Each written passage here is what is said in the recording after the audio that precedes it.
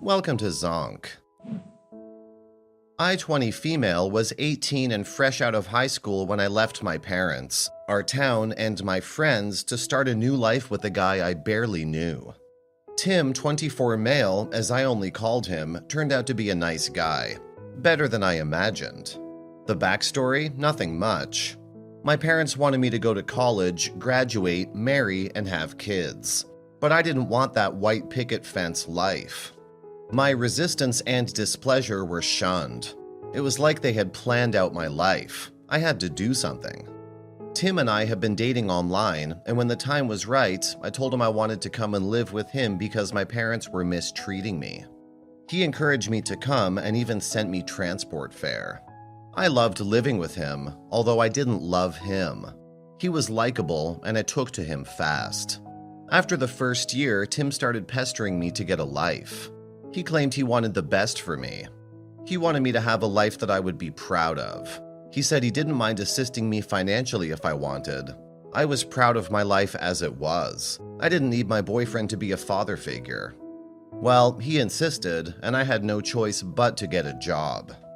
Later on, I told him I had gotten a job at a bar, and he became angry. He told me that wasn't what he meant when he told me to get a life. That he thought I would choose to further my studies. Ha, in his dreams. I refused to live a conventional life. We quarreled over my job for weeks, and during those weeks, I found comfort in one of my colleagues.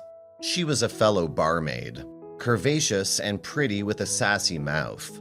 She made my heart throb in a way it never did. What I felt for her was foreign, and I tried to resist it, but I failed. Tim and I made up, but what we shared never halted the growing bond between my colleague and me. Then one night, I had slept over at her place and we finally acted on what we felt for each other. I had a good time and swore to make it a habit. The feeling was mutual. After that day, we became a thing. I was doing a good job at keeping our relationship secret until my boyfriend stormed the bar one evening. I asked him what was the problem, and he yelled at me to stop pretending I cared. I was still wondering what made him mad when he shouted that he knew that I was cheating on him with my colleague. I couldn't believe he knew. I asked him how he found out, and he told me she had told him. Surprisingly, I didn't feel betrayed. I felt relieved and confessed it was true. I told him I didn't think I was straight and wished to call off our relationship. He went livid with anger. Good thing the security walked him out before he did any damage. When I arrived home, I took my things and went to stay at my colleague's place. The next day, my parents arrived at the bar.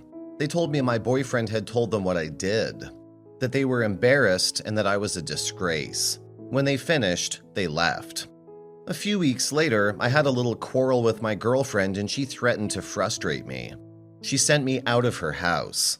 I started sleeping at the bar, and suddenly our boss called me, gave me my paycheck, and told me not to return the next day. I cried and begged, and when I got too loud, he had the security escort me out. Update. Hi people, I've been out of a job. My life is a mess right now. I've moved to a shelter because nobody wants me. I hate it here. I hate my life.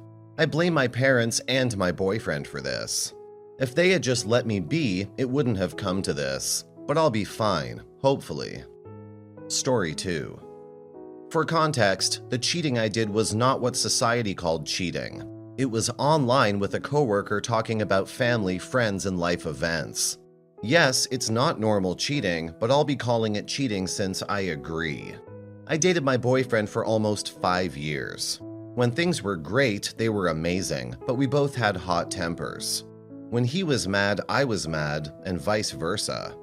Throughout our relationship, I felt a lot of stress from the people around my boyfriend. Everyone said we wouldn't work out, and they always made passive-aggressive remarks about me, about how I wasn't good enough. From his family to the people at his school, I felt a lot of stress. When this happened, I would go on ranting about how much I hated them and wanted them to die for like 6 hours. It was a lot for me to handle seeing how everyone wanted me as a person to fail. My boyfriend felt very uncomfortable and eventually started fighting with me over that. The fights were cruel and hard. It didn't help that we just discovered alcohol, which meant we both got more rowdy. He would call me names ranging from "you're a bish" to "you're worthless to society." I know, not great, and very terrible in a relationship. I thought I could handle this because I knew he didn't mean it. His actions outside of a fight showed otherwise. But the problem was, every fight got to me. I started feeling low. I mean, I got better with the ranting and stopped. We didn't fight as much anymore. It was okay. We were both at lows, though. I'm not so good at communicating, and to be honest, I wanted to deny I had any sort of issue. But as the fights continued, one every week, every other week, over trivial things, I would still feel some heat from the words he said. It wasn't as bad because he improved, but it was still heartbreaking to hear. Always talking about our inevitable breakup kind of thing. One day, my old coworker messaged me, and I messaged back. My boyfriend celebrated his end of exams by hanging with a mixed group for 1 to 2 hours at a bar drinking. So I thought it wasn't that bad to message back. I admit I was friendlier than usual, but I used to work with him, so I was used to being friendly. We talked periodically, and I did message first twice.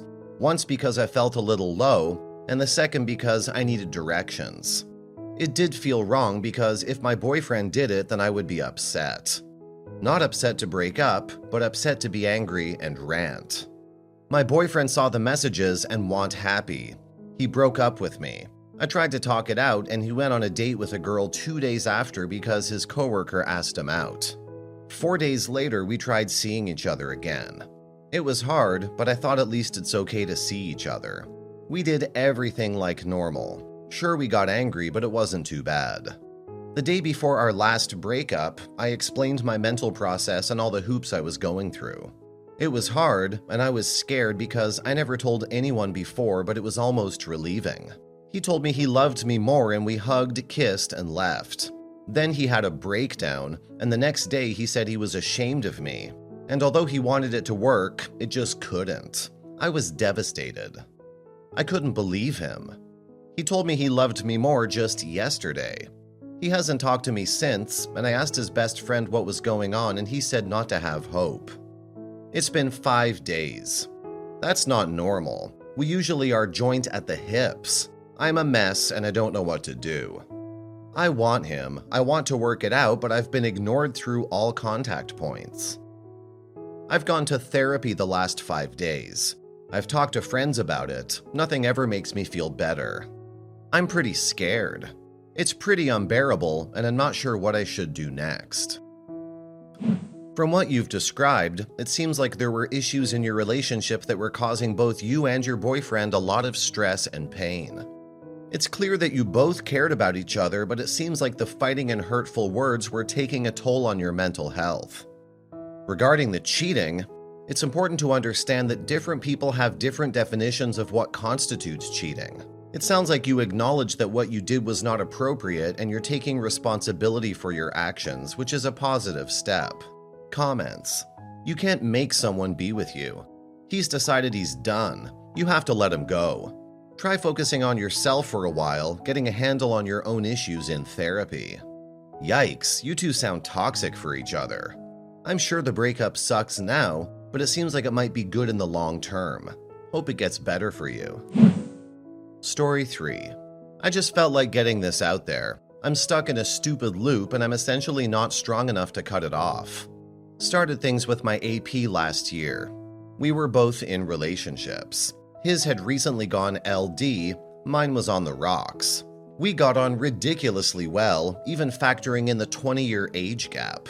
He's essentially a man-child, so it worked out nicely. I called off things with my SO because I felt he deserved proper commitment, and carried on being the AP for this guy. Fell in love over the course of it all. Thing is, he's constantly guilty. He seeks me out and craves my company, but then feels bad and disappears after that. When we started, he would text and call and be lovely. Now he's stopped that. We've broken up so many times, it's stupid. Usually he initiates both the hookups and the breakups, but the last time, in March, I called it quits. Made it clear I wanted more. Not a relationship in the traditional sense, but some sort of responsibility accountability. It's at this point he tells me he's thinking of leaving his SO because she doesn't like kids. He has 2 from his ex-wife. Anyway, went silent on him for ages and he never tried to contact me. A few weeks ago, we started running into each other because we watch football at the same bar.